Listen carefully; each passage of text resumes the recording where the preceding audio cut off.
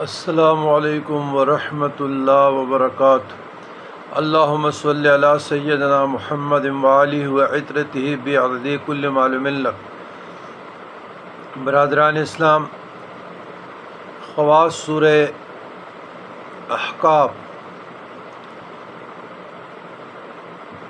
جب کسی کو دیو یا پری ستائے، مرگی یا جنات کے مریض ہوں، تو 2 رکعت صلاۃ حاجت پڑھیں، 1 مرتبہ سورہ فاتحہ، 1 یا 3 مرتبہ درود ابراہیمی، اس کے بعد 7 بار سورہ احقاف پڑھیں۔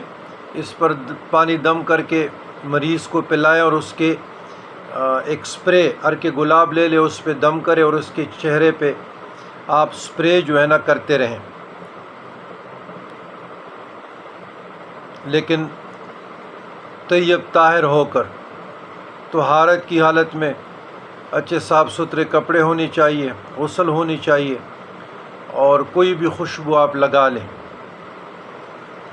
تو اس کے خواص تو بہت زیادہ ہیں، لیکن بزرگان دین متین کرام نے خاص طور پر جنات، دیو یا پری، یا وہ لوگ جو منافقین ہیں، فاجرین ہیں، کافرین ہیں، کاذبین ہیں، ظالمین ہیں، اہل محلہ میں سے ہو، خاندان میں سے ہوں، اور وہ بے جا مخلوق خدا کو ستائے، تو